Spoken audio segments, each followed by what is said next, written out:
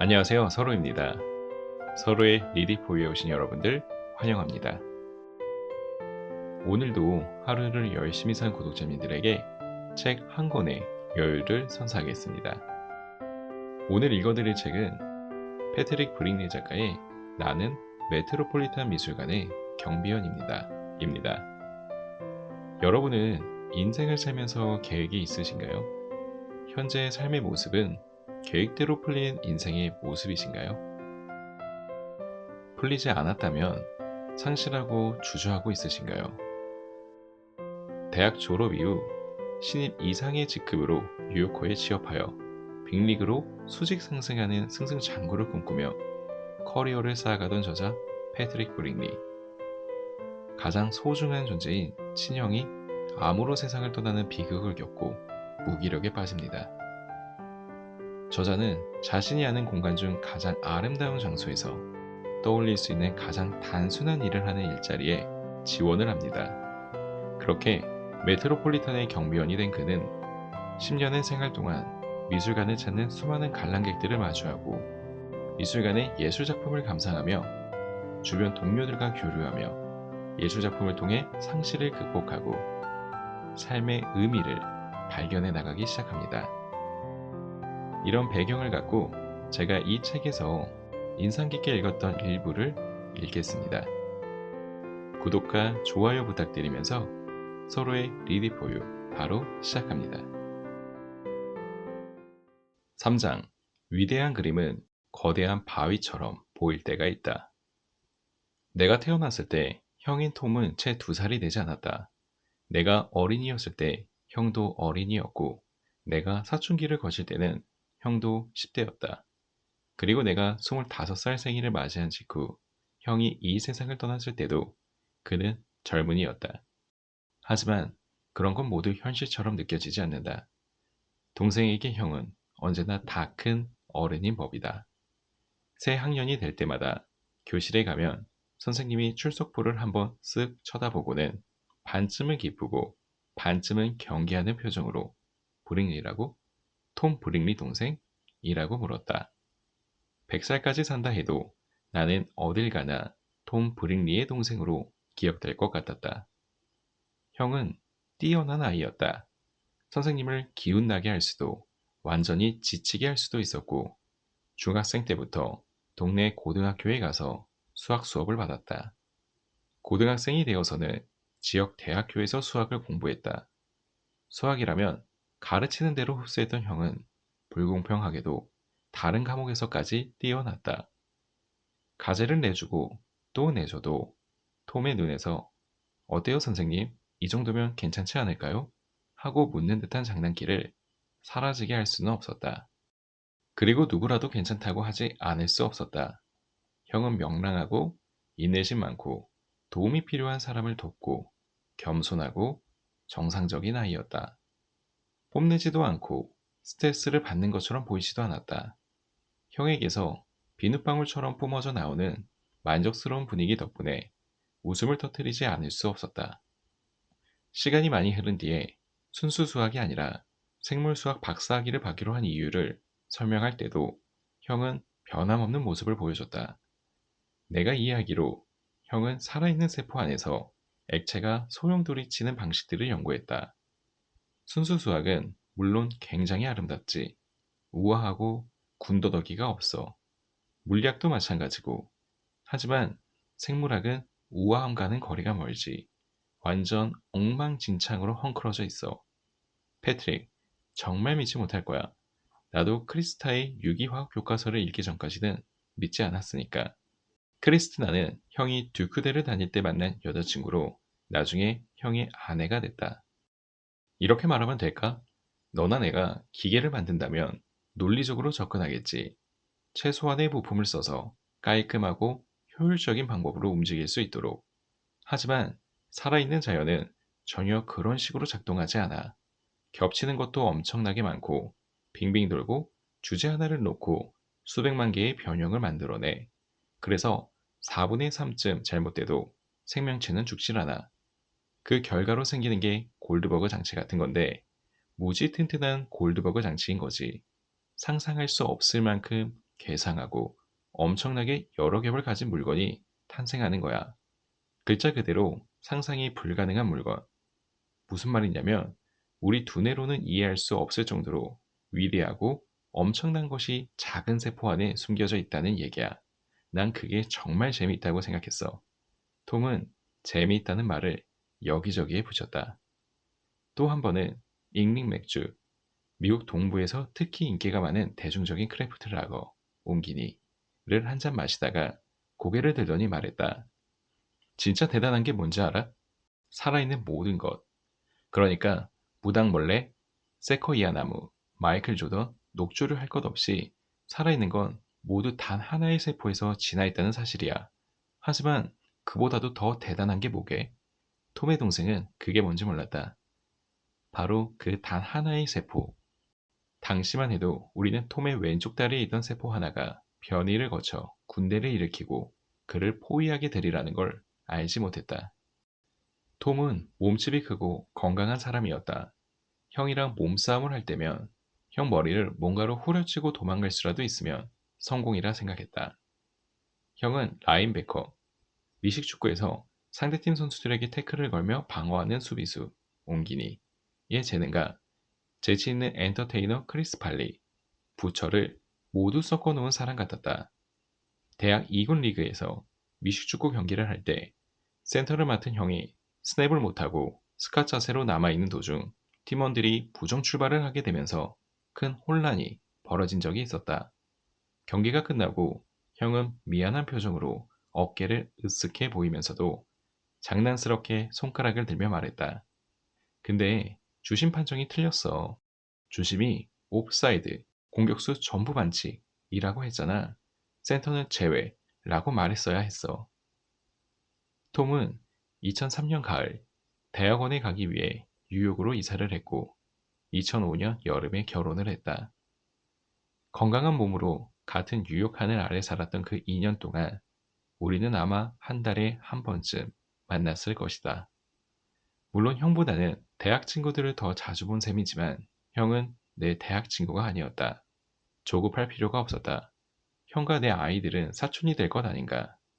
결혼식이 끝나고 형은 왼쪽 허벅지에 이상한 감각을 느꼈다. 그해 11월에 종양 제거 수술을 받았고 방사선 치료와 화학요법이 계속됐지만 그럼에도 불구하고 2007년 1월 암이 폐에 전이 되었다는 진단을 받았다. 형이 건강하지 않은 상태로 뉴욕에서 함께 산 2년 8개월 동안 도시 자체가 변한 것처럼 느껴졌다. 대학에 다니는 동안 뉴욕은 레코드 가게와 싸구려 식당, 워싱턴 스퀘어의 분수대로 이루어진 도시였다. 두서없고 오색찬란하고 낭만적인 도시. 젊은 연인들이 서로의 손을 잡고 걷는 도시였다. 대학을 졸업하고 업타운으로 거점을 옮긴 내게 뉴욕은 마천루, 옐로캡, 멋진 거리와 유명한 건물들이 가득한 도시이자 뒤처지지 않으려면 어떻게든 발 디딜 곳을 찾아야만 하는 도시였다. 그러다가 형이 병에 걸렸다. 뉴욕은 하루아침에 암병동의 병실과 형의 퀸스 아파트만 남은 도시가 되었다. 형의 아파트. 이제 눈을 감고 형을 떠올리면 언제나 퀸스에 있다. 형은 너덜너덜한 종이 더미를 무릎에 올려놓은 채 낡은 빨간 소파에 앉아 있다. 텔레비전에는 야구 경기가 중계된다. 형은 암 때문에 야위었고 머리숱도 거의 잃은 상태다. 나는 형네 집에 와 있고 누이 미아도 함께였다. 어머니와 아버지도 와 계셨지만 저녁이 되면서 이제는 익숙해진 호텔방으로 돌아간 후다.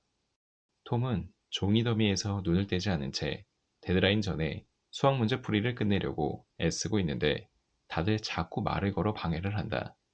형은 그렇게 아픈 와중에도 결국 박사 논문을 완성했다. 하지만 괜찮다. 형은 사람들이 방해하는 걸 좋아한다. 형, 내가 말한다.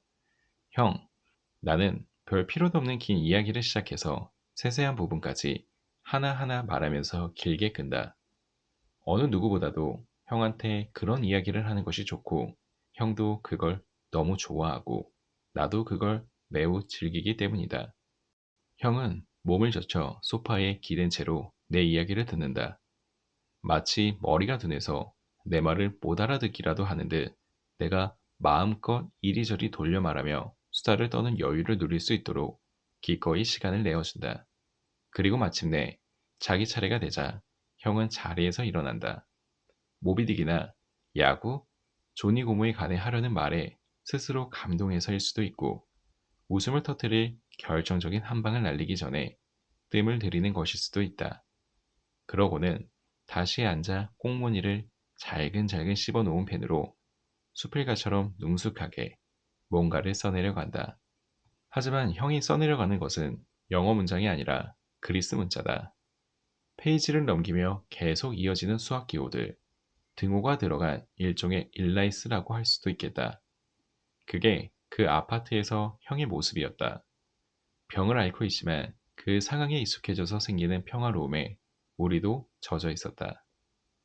그래서 어느 날 오후 매우 당황한 크리스탈 형수의 전화를 받고 놀랄 수밖에 없었다. 형의 상태가 급속도로 이유를 알 수 없이 나빠지고 있었던 것이다. 내가 어떻게든 도와볼 요량으로 달려갔을 때 형은 겁에 질려 있었다. 신경과로 데려가세요. 형의 주치의가 전화로 말했다. 지금 가세요. 진료 예약 같은 건 걱정 마시고 차에 태워서 지금. 나는 형의 왼팔을 내 어깨에 둘러 부축하면서 택시가 오기를 기다렸다. 그래서 패트릭, 형이 속삭였다. 잘 지냈어? 우리는 둘 다 웃음을 터뜨렸다. 현대의 순환극이 펼쳐지는 칙칙한 병원 대기실에서 나는 형에게 게토레이 한 병을 건넸다. 형은 자기가 뚜껑을 열 힘이 없다는 사실을 깨닫고는 잉크 묻은 왼손으로 주먹을 쥐고 병뚜껑을 계속해서 내리쳤다. 이렇게 말하면 믿어지지 않겠지만 형이 무너지는 모습을 목격한 것은 그때뿐이었다. 자가 면역 체계의 문제로 밝혀진 그 위기는 넘겼지만 형은 그로부터 며칠 후 눈을 깜빡일 힘도 없을 정도로 약해졌다. 이봐 형, 언젠가 내가 이렇게 물었다. 왜 이런 일이 벌어졌을까? 이런 일이라는 건 암을 뜻했다. 형이 고개를 갸우뚱했다. 모를 일이지. 내가 하는 일? 그러니까 생물수학이 웃기는 게 가끔은 나도 장애 홈런을 치기도 한다는 사실이지. 생각해보면 대단한 일이야. 멋들어진 순수 수학뿐 아니라 우리가 관찰과 본능을 통해 알고 있는 것들이 실제로 자연을 정확하게 설명하고 있다는 걸 깨달을 때가 있거든. 믿기 힘든 일이지. 하지만 일을 하다 보면 많은 순간 진심으로 겸손한 마음이 들어. 연조직 육중으로 말하자면 왜 그런 일이 벌어지는지 아는 사람은 아무도 없어. 적어도 내가 알기로는. 형은 호기심 어린 표정으로 자기 다리를 바라봤다. 뭔가가 그런 일이 벌어지게 만들긴 하겠지. 자가면역 질환으로 위기가 극에 달하자 형은 우리를 한 사람씩 차례로 자기 방으로 불러 작별 인사를 했다. 방에서 나온 후 이미 부서질 대로 부서져 더 이상 부서질 수도 없게 된 심장을 부여잡고 나는 의료정보가 담긴 소책자 뒤에 이렇게 갈겼었다. 이제 곧 말을 못하게 될 거야. 하지만 행복해. 여러 가지로 운이 좋았지. 가족, 크리스탈을 잘 돌봐줘. 수학을 끝내지 못한 건 후회가 돼. 포기하지는 않을 거야. 넌 걱정 안 해. 훌륭한 녀석, 사랑해. 나도 괜찮은 사람으로 산 것 같아. 잠들었는데 그 사이에 누가 비디오를 대여점에 돌려줘 버렸어. 누구나 고통을 겪지. 내 차례야. 누구나 죽어. 내 차례고 고통을 피하는 약을 먹고 싶기도 하고 먹고 싶지 않기도 해. 죽는 건 상관없어. 다만 고통을 겪고 싶지는 않아.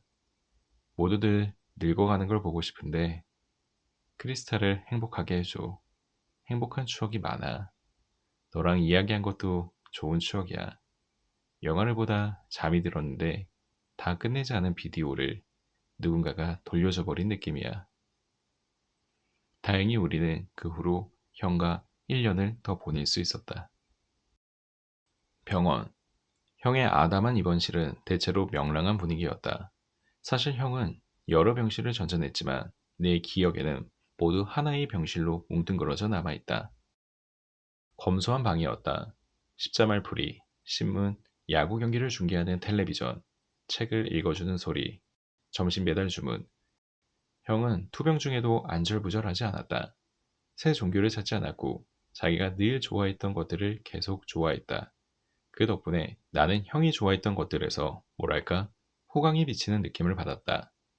함께 보던 야구 경기들은 좋은 경기들이었고 책들은 좋은 책들이었으며 병실을 찾아온 친구들은 좋은 순례자들이었다. 모든 게 단순했고 모든 게 포옹 같았다. 형은 라파엘로를 좋아했다. 그래서 우리는 병실 침대 머리맡에 검은 방울새의 성모, 라파엘로가 친한 친구의 결혼 선물로 그린 작품, 성모와 아기 예수, 세례자 요한의 모습을 담고 있으며 작품 속 방울새는 전통적으로 십자가에 못 박히는 예수의 운명을 상징한다. 옹기니를 붙여뒀다. 디킨스를 존경하고 좋아하는 아버지는 책을 집어들고 슬프고 웃긴 구절들을 낭독했다. 위대한 예술이 그렇게 쉽게 평범한 환경과 섞이는 것은 참으로 신기한 현상이었다. 그전까지는 늘 그 반대를 상상했기 때문이다. 특히 대학에 다닐 때는 대성당 벽에 그린 작품이나 고전이라 불리는 책으로 남긴 위대한 예술은 입을 해 벌린 채 쳐다보는 것, 혹은 눈을 크게 뜨고 뚫어져라 보아야 하는 것이라 생각했다. 하지만 이제는 순환극처럼 숭고한 이야기마저 가깝고 신비스럽지 않은 이야기, 바로 그 병실에서 벌어지는 일상을 숨김없이 표현하려는 시도와 달라 보이지 않았다. 그러다가 밤이 오곤 했다. 형이 많이 아플 때는 대부분 크리스타 형수가 함께 밤을 보냈지만 그러지 않을 때에도 누군가가 병실을 지켰다. 형이 자는 동안 우리는 소리를 죽인 채 텔레비전을 보곤 했는데 그럴 때면 방에 믿을 수 없는 정적이 흘렀다. 사실 방 안에 어떤 것도 믿기 힘든 건 마찬가지였다. 형만 해도 그렇다. 친근하고 익숙한 형. 한때는 거대하고 활기 넘치는 몸의 형이 있었지만 이제 온화하고 우아한 몸을 가진 형이 있다. 얼마나 아름다운가. 잠시 후면 내가 형을 옆으로 눕히고 주먹진 손으로 아픈 허리를 문지를 것이고 형은 신음을 하면서 작은 목소리로 고맙다고 할 것이다. 그런 다음이면 다시 정적이 찾아온다. 그리고 나는 형이 숨쉬는 모습을 지켜볼 것이다. 그날도 그런 순간 중 하나였다. 동이 트기 시작하는 새벽녘이었을 것이다. 나와 함께 형의 침대 옆에 앉아있던 어머니는 모든 것을 마치 처음인 것처럼 바라봤다. 어머니는 잠이 든 아들을 보고, 나를 보고, 새벽빛을 보고, 아픈 몸을 보고, 그 끔찍함을 보고, 그 우아함을 보았다. 우리 좀 봐. 어머니가 말했다. 봐. 지금 우리가 바로 옛 거장들이 그렸던 그런 그림이잖아. 몇 달 후, 우리는 필라델피아에 사는 어머니의 네 형제자매를 찾아갔다.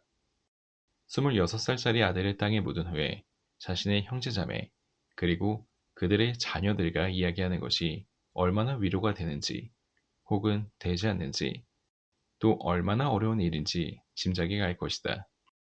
시간을 보내다가 어머니가 좀 더 단순하고 조용한 곳으로 가자고 제안했고, 우리 두 사람은 자리에서 슬쩍 빠져나왔다. 차 창문 밖으로 평범한 도시의 삶이 흘러가고 있었다. 거리는 조깅하는 사람, 개를 데리고 산책하는 사람을 비롯해서 누군가에게 하늘이 무너지는 듯한 일이 벌어졌다고 한들 세상이 멈추는 일은 없으리라는 증거들로 넘쳐났다. 우리는 벤 프랭클린 파크웨이를 벗어나 미술관 앞에 차를 세웠다. 내 기억 속의 그 미술관은 지죽은 듯 고요해서 조각상들이 방금 누군가에게 던진 마법에 걸린 듯 보였다. 너무 조용해서 걸음을 옮길 때마다 창백한 색깔의 돌바닥에 울리는 우리의 발자국 소리가 들렸다. 우리는 계단을 올라 금색의 다이애나, 뉴욕 메디슨 스퀘어 가든타워 꼭대기를 장식하기 위해 제작되었다. 현재 필라델피아 미술관이 소장 중인 이 동상은 디자인 수정을 거쳐 두 번째로 제작한 작품이다. 첫 번째 작품은 1894년 화재로 소실되었다. 옹기니. 동상 쪽으로 향했다. 한쪽 발 아래의 구에 모든 무게를 영원히 싣고 끊임없이 활시위를 당기고 있는 모습이다. 우리 이 순례길을 이끌던 어머니는 빛바랜 테피스트리와 조명을 받고 있는 필사본들을 지나 옛 거장들의 회화 작품들이 있는 곳으로 갔다. 그곳은 스테인드 글라스 창문들과 돌로 된 세례반, 그리고 모린 갤러허라는 이름의 필라델피아 거리, 익숙하게 느낄 만한 성인들의 순환과 신의 은총을 묘사한 그림들로 교회나 수도원 분위기를 풍기는 전시실이었다. 어머니는 오래전에 카톨릭 신앙을 잃었지만 이런 강경에 대한 감정은 그대로 간직하고 있었다. 사실 전시실의 분위기는 너무도 익숙했다. 주름치마나 엄격해 보이는 수녀들 때문이 아니었다. 톰의 침대 옆을 지키던 그 몇 달간 병실에 흘렀던 분위기, 말문이 막히게 하는 수수께끼와 아름다움과 고통의 분위기가 떠올라서였다. 우리는 각자 자기만의 슬프고 밝은 그림을 찾기 위해 아무 말 없이 갈라졌다. 내가 찾은 그림은 지금으로부터 7세기 전에 알려지지 않은 이탈리아 화가가 단순하고 진솔하게 그린 보석과도 같은 패널 그림이었다. 자그마한 포플러 나무 패널에 달걀 노른자로 만든 물감인 템페라를 사용한 그림으로 갓난아기를 아는 성모 마리아가 작은 동굴 입구에 있는 장면을 묘사했다. 기쁨의 별이 머리 위에서 빛나고 현자들과 천사들이 이 광경을 목격하고 경배하기 위해 모여 있었다. 마리아는 주위의 소란이 전혀 들리지 않는 듯 구유에서 평화롭게 잠들어 있는 조용한 아기에게 시선을 고정하고 있었다. 이런 테마의 장면을 경배라고 부르는데 나는 그 아름다운 단어를 마음에 품었다. 그런 순간에 생겨나는 애정 어린 숭배의 마음을 표현하기에 참 유용한 단어라는 생각이 들었다. 이런 이미지 앞에서 우리는 말문을 잃고 말랑말랑해진다. 뒤이어 강렬하고 명백하지만 일상생활의 소란 속에서는 약하게밖에 느껴지지 않던 무엇인가가 우리 안으로 침투한다. 경배하는 대상에 대한 설명은 필요 없다. 맥락을 더하는 것은 이 수수께끼 같지 않은 수수께끼의 명백한 의미를 흐릴 뿐이다. 누구나 자고 있는 아이나 연인, 떠오르는 태양, 혹은 어쩌면 성스러운 유물이나 죽은 지 오래된 이탈리안이 곱게 그려낸 그림을 보면서 그런 느낌을 받은 적이 있을 것이다. 형이 두 손을 꼭 쥐고 용감하게 고통을 참아내는 모습을 보면서 그 느낌 말고는 다른 감정이 거의 들지 않았다. 기쁨의 별에서 특별한 종류의 선명한 빛이 나오는 듯 했다. 옛 거장의 그림들에서 볼 수 있는 선명함 같은 것이었다. 그 그림을 뒤로하고 어머니를 찾으러 초기 르네상스 전시실로 갔다. 어머니는 내가 찾은 그림보다 더 인정사정 없고 더 아름답고 심지어 더 진실되어 보이는 그림 앞에 서 있었다. 14세기에 활동한 피렌체 출신의 니콜로 디 피에트로 제리니라는 거장이 그린 그림이었다. 특징이 없는 금색 배경 앞으로 매우 아름답지만 당돌하리만치 죽은 게 확실한 젊은이를 그의 어머니가 온몸으로 바치고 있는 장면이다. 마치 아들이 살아있는 것처럼 그를 껴안고 있는 어머니를 그린 이 그림은 통곡 혹은 피에타라고 부르는 장르에 속한다. 어머니는 늘 잘 울었다. 결혼식에서나 영화관에서나 눈물을 흘리곤 하는 사람이었지만 이번에는 달랐다. 두 손으로 얼굴을 감싼 채 어깨가 흔들리고 있었다. 나와 눈이 마주쳤을 때 그녀가 심장이 부서지는 동시에 충만해져서 그렇게 울었다는 것을 깨달았다. 그 그림이 어머니 안의 사랑을 깨워서 위안과 고통 둘 다를 가져다 주었기 때문이었다. 우리는 경배를 할 때 아름다움을 이해한다. 통곡을 할 때 삶은 고통이다라는 오래된 격언에 담긴 지혜의 의미를 깨닫는다. 위대한 그림은 거대한 바위처럼 보일 때가 있다. 말로 표현하기에는 너무 냉혹하고 직접적이며 가슴을 저미는 바위 같은 현실 말이다. 한두 시간쯤 흘렀을까? 튼튼한 바위 기반처럼 느껴지는 미술관을 떠나 그 너머에서 존재감을 뽐내며 펼쳐진 소위 현실 세계로 돌아갈 시간이었다. 부모님과 누이 미아는 비행기를 타고 시카고로 돌아갔다. 나는 암트랙 기차를 타고 새로운 고향 뉴욕으로 향했다. 내 나이 25이었다.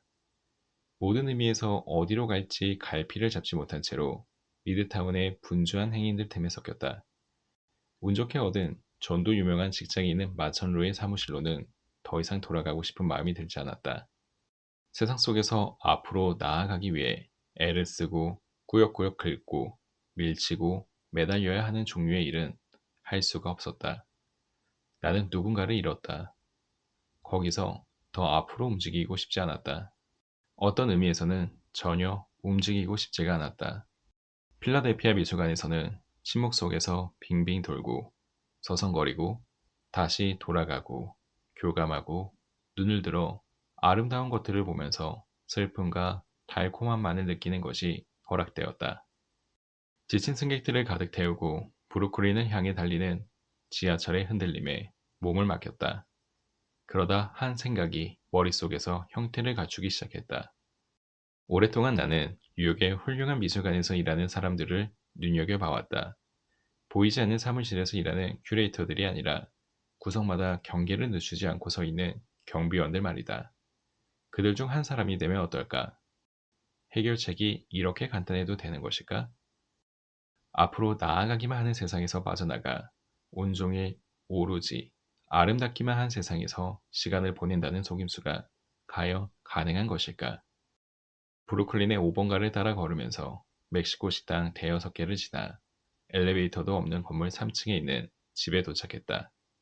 문에 열쇠를 넣고 돌릴 즈음에는 모든 것이 놀라울 정도로 간단하게 느껴졌다. 그렇게 2008년 가을 메트로폴리탄 미술관에서 일을 시작했다. 11장 완벽하지도 않고 완성할 수도 없는 프로젝트. 타라와 내가 결혼을 한 지 정확히 5년이 지난 후, 그리고 나의 형이 떠난 지 거의 딱 5년이 지난 때에 나는 다시 침대 곁을 지키고 있다. 이번에는 산부인과 병동이다. 전과 마찬가지로 단조로운 분위기의 병실에는 정적이 흐른다. 간호사들이 타라의 상태를 확인하러 가끔 들르긴 하지만 특별히 걱정을 하거나 뭔가를 기대하는 것 같진 않다. 물론 우리는 기대로 가득하지만 막상 겪어보니 이런 상황은 영화처럼 흘러가지 않는다.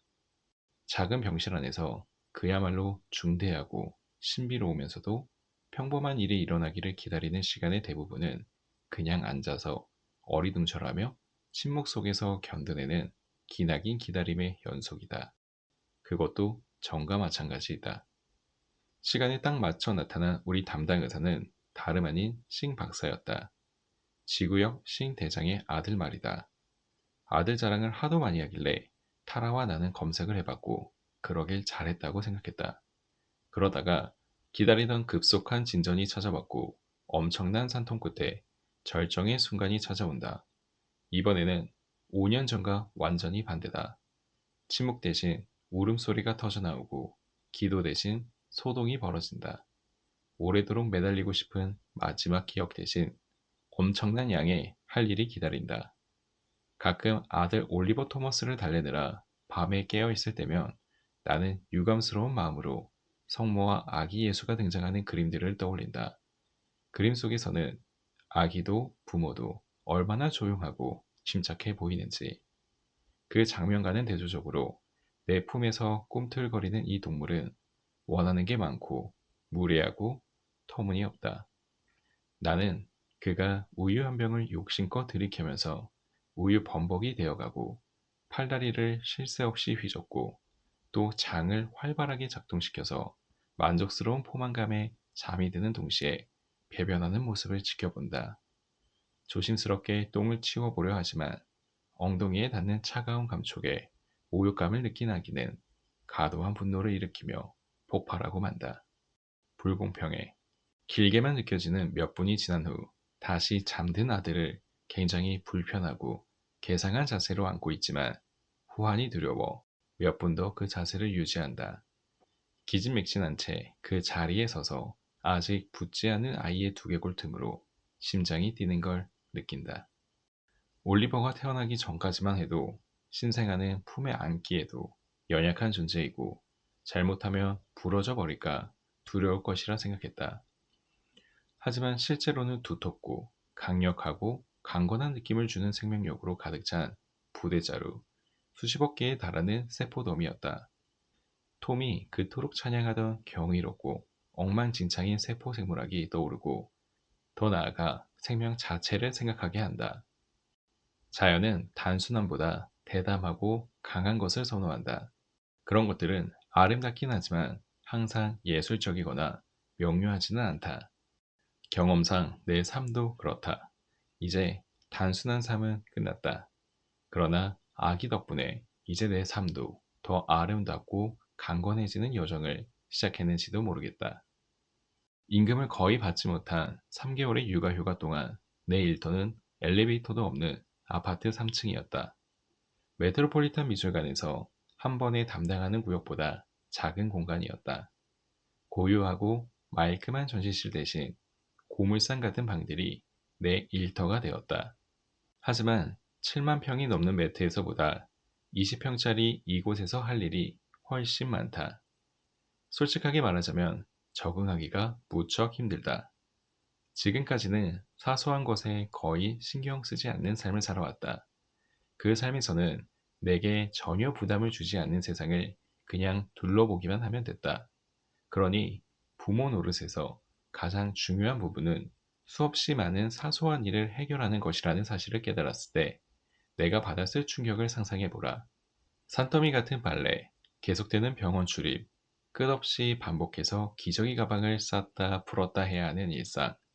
나는 농부들이 느꼈을 법한 기분으로 대부분의 시간을 보냈다. 노동이 너무 고단해서 그 결실을 음미할 여유조차 없는 느낌 말이다. 어느 날 오후 도박을 해보겠다 결심한다. 싸다만 기저귀 가방을 들쳐매고 아기를 원숭이처럼 한 팔로 안고 드넓은 세상으로 용감하게 나섰다. 5번가의 멕시코 음식점들과 언덕 위에 자리한 북적거리는 차이나타운 사이 비탈에 펼쳐진 브루클린 선셋 공원이 우리의 목적지다. 언덕을 오르면서 우리는 소풍을 즐기는 사람들, 연을 날리는 사람들, 축구를 하고 있는 사람들을 지나친다. 정상에 오르니 만다리너와 미너, 대만, 싱가포르 등에서 사용하는 중국어, 옹기니를 사용하는 수십 명이 가벼운 에어로빅을 하고 있고 음악가 한 명이 현 하나짜리 중국 전통악기로 아름다운 선율을 연주하고 있다. 올리의 머리가 빙빌 돌아간다. 고개를 어찌나 잘 돌리는지 우리는 종종 그를 아울리, 고개가 많이 돌아가는 부엉이를 뜻하는 아울과 올리버라는 아이 이름을 결합한 별명, 옹기니라고 부른다. 놀이터에서 울리는 동네 아이들을 쳐다보느라 정신을 못 차린다. 아이들은 무모할 정도로 날쌔게 사방으로 뛰어다니고 울리는 인간이 이렇게 신나할 수 있을까 싶을 정도로 기뻐한다. 나는 그런 그를 사랑한다. 미끄럼틀을 태우니 놀라서 얼이 빠질 지경이 되지만 울리는 딱 한 번 잠깐 울려나 마는데 그친다. 도박을 한 보람이 있다. 많은 사람의 사랑을 받는 이 공원의 아름답고 초라하고 고르지 못한 불밭에 그를 눕힌다. 주위는 사람들로 붐빈다. 자동차 소리도 들려온다. 하지만 그럼에도 불구하고 자연의 모든 아름다움이 바로 여기에 있다. 태양이 빛나고 바람이 불고 공원의 오래된 느릅나무는 지구상의 어떤 생명보다도 숭고한 모습으로 우뚝 서 있다. 거기에 더해 내 아들이 있다. 그의 커다랗고 촉촉한 두 눈을 들여다보니 아기도 눈웃음을 치며 나를 바라본다. 이 순간의 충만한 생명력에 경탄한다. 이건 아름다울 뿐 아니라 좋음, 그 자체이기도 하다. 그 좋음이 모든 고투를 흡수해버린다. 직장으로 복귀한 첫날, 조셉이 앞장서서 환영 인사를 건넨다. 패밀리맨, 그가 우렁차게 외친다. 우리 패밀리맨이 돌아왔군. 우리는 내가 그를 처음 만났던 날 아침에 그랬던 것처럼 배치 사무실 앞에 서 있다. 하지만 이번에는 그가 앞장서서 다니며 한 사람도 빠짐없이 내 소식을 들었는지 확인을 한다. 다른 경비원들도 환영하며 악수를 청하고 마치 시가라도 나눠 피는 사이인 것처럼 등을 치며 반긴다. 질문과 충고가 경쟁하듯 쏟아진다. 애는 잘 먹어? 잠은 잘 자? 아이고 안 됐네. 하지만 애랑 같은 방에서 자면 고생길이 열리는 거야. 감기에 걸렸다고? 불쌍한 것. 어떻게 해야 하는지 알려줄게. 질 좋은 꿀을 구하고 생강을 좀 갈아. 많이는 말고 적당히. 아다도 함께 기뻐해준다. 내 사수였던 그녀는 늘 가족의 안부를 묻고 그에 대한 대답에 진심으로 흥미를 가지고 귀를 기울이는 사람이다. 내 팔을 꼭 잡고 함께 걸으면서 그녀는 부모님이 첫 손주를 처음 만났을 때 어떤 기분이었는지 간절히 듣고 싶어 한다. 그리고 미술관이 새로 사들인 그림 앞에 낭도하자 말한다. 이것 좀 봐. 이렇게 추한 걸 본 적이 있어? 오전 10시가 되자 우리는 문을 활짝 열고 관람객을 맞이한다. 익숙한 얼굴들에 대한 기억이 되살아난다. 글자 그대로 익숙한 얼굴들도 몇 있긴 하지만 그 외에도 사람들의 얼굴에 담긴 감탄과 어리둥절함, 화장실을 찾지 못했을 때의 짜증나는 표정들이 떠오른다. 미술관에도 단골 손님들이 있다.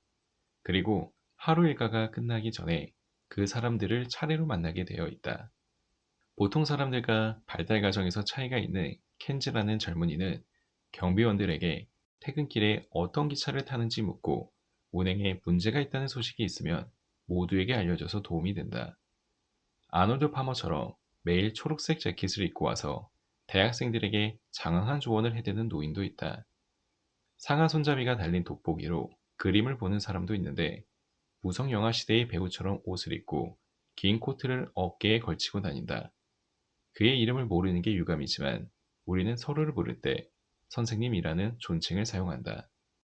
드와이트는 미술관 전체를 특유의 느린 걸음으로 누비면서 모든 경비원에게 하루에 정확히 한 번만 인사를 건넨다. 두 번째 만나면 국물도 없다. 드와이트는 보통 작은 종이 조각에 뭘 쓰느라 혹은 그리느라 바빠서 입에서 두 마디 이상 나오게 하기가 하늘의 별 따기만큼 어렵다. 오늘은 그런 드와이트도 오랜만에 뵙습니다 하고 인사를 건넨다. 그러나 역시 그는 다음 순간 내 대답을 기다리지 않고 그대로 걸어서 지나쳐 버린다. 일가에 다시 익숙해지면서 내게 웃음이 나올 정도로 시간이 많다는 사실을 새삼 절감한다. 팔짱을 끼고 주변을 둘러보고 그냥 자리에 서서 하고 싶은 생각을 할 수 있는 시간. 내가 아는 모든 성인은 자신이 눈코 뜰 새 없이 바쁘다고 주장하지만 이곳에서의 나는 바빠서는 안 된다. 긴 시간을 조용히 보내다가 가끔 이봐요, 이거 뭐나 맞아요? 같은 질문에 대답하고 어린아이가 그림 액체를 잡아당기거나 그 비슷한 일이 생기면 가끔 개입해야 한다. 그러나 정적을 음미할 시간은 충분하다. 몇 달 만에 처음으로 한 시간이 정확히 한 시간으로 느껴질 때 그 시간이 얼마나 긴 시간인지 깨닫는다. 집에서 올리버를 돌볼 때도 한가한 시간이 있긴 했지만 그 시간과 이 빈 시간은 다르다. 전자는 소비하고 쓰고 낭비하고 텔레비전을 보느라 사라지는 시간이어서 그냥 시간만 죽이는 게 아니라 몸도 해칠 수 있다. 후자는 옛날식으로 보내는 시간이라 여름날 포치에 앉아 바람이 부는 걸 바라보는 것 같은 시간이다. 시간이 흐르면서 내 경비형 근육이 약해졌다는 사실이 명확해진다. 서 있는 건 끊임없이 연마하지 않으면 녹쓰는 기술이다. 서 있는 것이 실은 서 있고 기대어 서 있고 서성거리고 스트레칭을 하고 다 쓴 잉크 카트리지처럼 다리를 터는 것을 모두 포함한다는 사실을 기억해낸다. 늦은 오후로 접어들 무렵이 되자 에너지는 탈탈 털리고 여기저기가 쑤셔왔지만 아이를 돌볼 때 오는 미친 듯한 기진맥진의 상태가 아니라 기분 좋은 단순한 피로감이다. 그러니까 바로 이게 내 삶이군. 나는 생각한다. 앞으로 록 콘서트 무대 코앞의 객석만큼 떠들썩한 세계와 수도원처럼 고요한 세계 두 곳을 오가게 될 것이다. 피터르 브리얼의 곡물수학 근처에 배치된 나는 이 오랜 친구에게 다가가면서 내 이중생활 사이에 조화를 이룰 방법이 있을까 궁리를 한다. 예술가 고유의 신전이 바로 문 밖에서 돌아가는 노역의 세상과 어떤 관계를 맺을 수 있을까? 천 번쯤 들여다봤던 브리얼의 풍경을 창문을 통해 들여다보듯 다시 한번 바라본다. 오늘은 더 작은 디테일들에 눈이 간다. 속수무책의 수탉에게 막대를 던지는 아이들, 웅덩이에서 수영하는 수도승들, 건초더미를 끌고 가는 소몰이. 활기찬 장면이지만 인물들은 캔버스의 밝은 표면에 고정되어 있다. 우리는 날이 가고 달이 가고 해가 바뀌는 사이 그들의 복잡한 삶이 어떻게 펼쳐질지는 볼 수가 없다. 어쩌면 예술 작품은 삶의 예술적이지 않은 측면을 묘사하는 데는 적합하지 않을지도 모른다. 일상의 단조로움, 불안함, 그리고 차례로 밀어닥치는 빌어먹을 일들에 파묻혀 큰 그림을 볼 능력을 잃어버리는 측면 말이다. 적어도 오늘만큼은 내 전시관에 걸린 완성된 그림들이 아직도 진행 중인 세상과 동떨어진 저 너머에 존재하는 것처럼 느껴진다. 그리고 올리버가 태어난 지 2년 후 루이스가 태어났다. 나처럼 금발인 그녀를 우리는 위지, 위즈걸, 리틀미스, 위저, 위즈 등의 별명으로 부른다. 오빠에 비하면 느긋한 성격이다.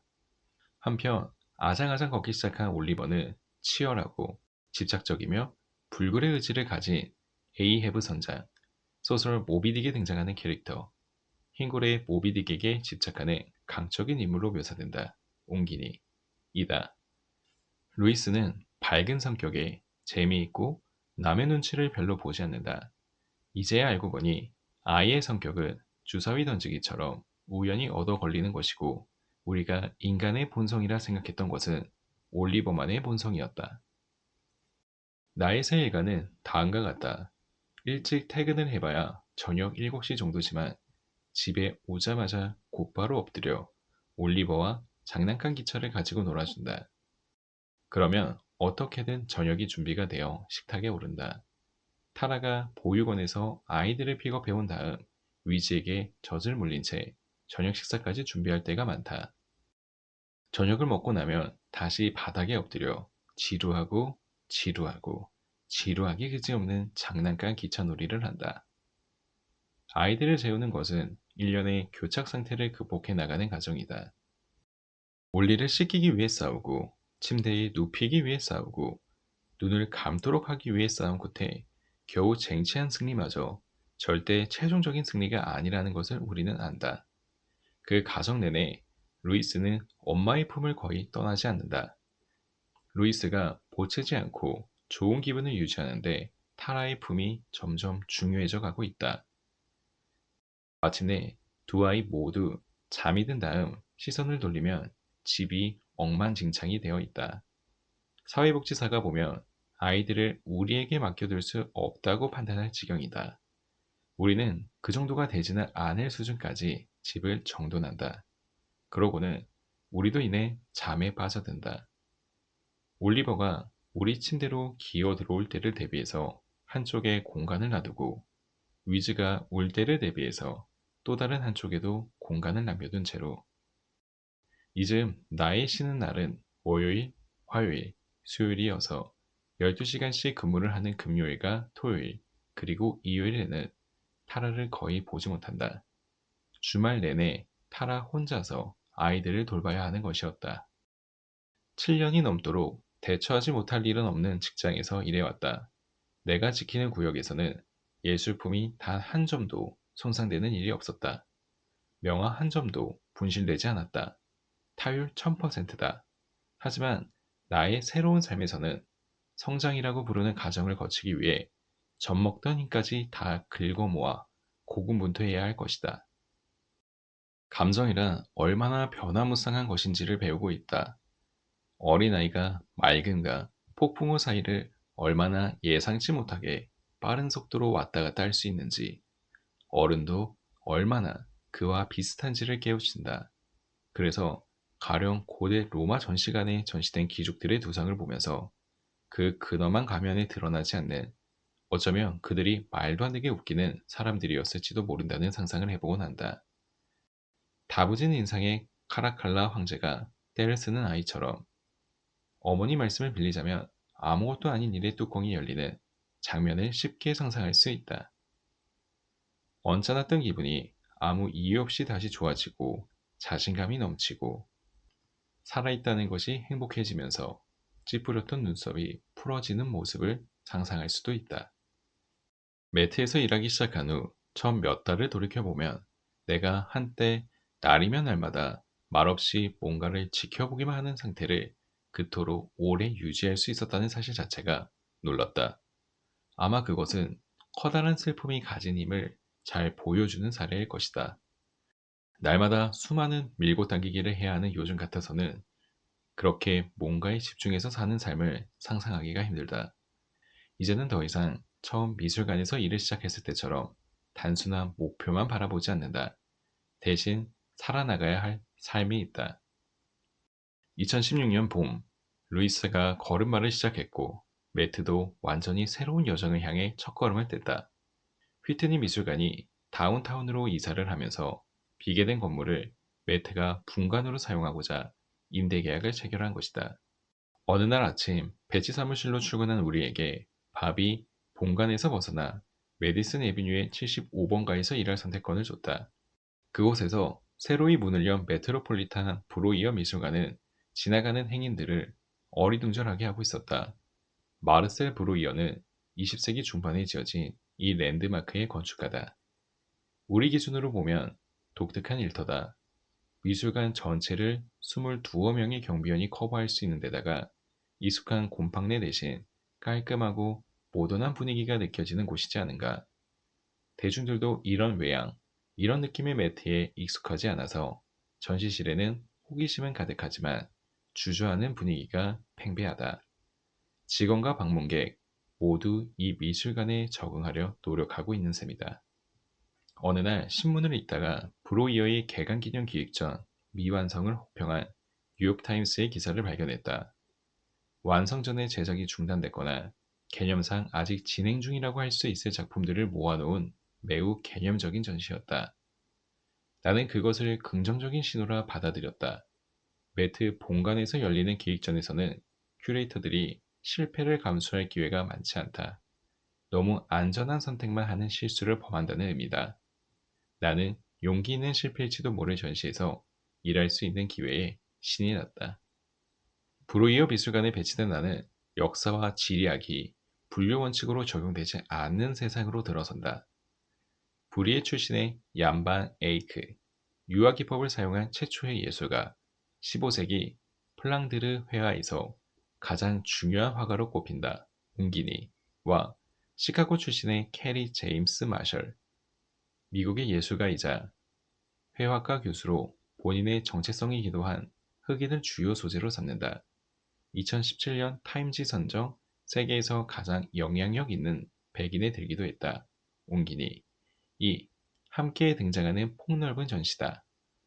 알브레히트 디러 르네상스 시기의 독일을 대표하는 화가이자 판화가 국내에는 소묘, 기도하는 소로 특히 잘 알려져 있다. 옹기니가 반쯤 그리다만 살바도르 문디는 잉크로 스케치된 예수의 얼굴에 살이 덧붙여지기를 기다리고 있다. 앨리슨 힐의 흑인 증지병은 초상화 속 인물이 단 한 번 모델을 서고 사라지자 작가가 이 자체로 완성된 그림이라고 선언한 작품이다. 경비원으로서 특히 흥미로운 작품은 색색으로 포장된 80kg에 달하는 사탕 더미로 관람객들이 그 작품을 만질 수 있을 뿐만 아니라 가져갈 수도 있었다. 이 작품은 펠릭스 곤살레스 토레스가 에이즈로 쇠약해져간 자신의 배우자를 표현한 초성화다. 초성화의 주인공과는 달리 그를 기념한 작품의 무게는 끊임없이 다시 채워진다. 뉴욕타임스 비평가의 불만이 뭐였는지는 기억나지 않는다. 하지만 일반 대중은 이 전시를 정말 좋아한다는 것이 한눈에 봐도 분명하다. 이 전시는 보통 미술관들이 전혀 자극하지 않는 두뇌 한 구석에 손을 뻗어 간지럽히는 역할을 한다. 어느 날 오후 나는 일리노이 사람들은 시간을 내서 재밌는 일을 한다. 라고 쓰인 티셔츠를 입은 관람객을 지켜본다. 고급 문화 전문가로 보이지 않는 사람이지만 어찌어찌 여기까지 와서 얀반 에이크의 성 바바라를 바라보고 있다. 딱 봐도 감탄으로 넋이 나간 상태다. 하지만 그의 넋을 뺀 것은 이 작품의 역사성이나 시각적 의미가 아니라 겉이 깨져 아니 들여다보이는 시계처럼 완전히 드러난 작품 내부의 작동 방식이다. 그는 모든 사람이 그렇듯 현미경으로 들여다봐야 할 것처럼 세밀한 밑그림과 저 멀리 보이는 지평선 위로 가볍게 채색되기 시작한 하늘에 감탄한다. 아마도 뛰어난 물건을 볼 때 가장 즉각적으로 느껴지는 특징, 다시 말해 성공적인 임무 완수, 사실 이 경우는 성공적인 임무의 시작이겠지만 늘 감각한 그는 작품에 사로잡혀 열중한다. 훌륭해. 그는 소리내어 덤덤하게 말한다. 목욕탕의 고급 타일이나 잘 만들어진 부엌 가구를 보면서 할 만한 말투와 별반 다르지 않다. 경탄할 만한 또 다른 대상을 찾아 천천히 멀어져가는 그를 보며 기분이 좋아진다. 아니, 자랑스러운 마음이 든다. 세심하게 신경을 쓰고 실력과 인내심을 발휘해서 무언가를 만들어냈을 때 결국 그것이 넘칠 정도로 좋은 것이 된다는 게 어떤 의미인지 우리는 모두 알고 있다. 무엇이 됐든 그것을 정말로 잘하는 것이 얼마나 어려운 일인지, 얼마나 열심히 해야 하는지, 수월해 보이는 외양을 지니기까지 얼마나 많은 노력이 들어가는지 우리는 잘 안다. 내가 자랑스러웠던 이유는 아마도 인간이 수많은 단점에도 불구하고 이성적으로 상상할 수 있는 것보다 더 나은 것을 만들어내는 능력을 가지고 있다는 사실, 그것도 꽤 자주 그렇게 할 수 있다는 사실 때문인 듯하다. 전시는 규모가 워낙 커서 두세 번을 둘러본 후에도 전시물 중 결국 내게 가장 깊은 인상을 남기게 된 작품을 놓친 채 지나칠 정도였다. 메인 동선에서 약간 벗어난 구석의 한쪽 기퉁이는 썩어가고 표면에는 벌레 먹은 자국이 가득한 사과나무 토막이 전시되어 있었다.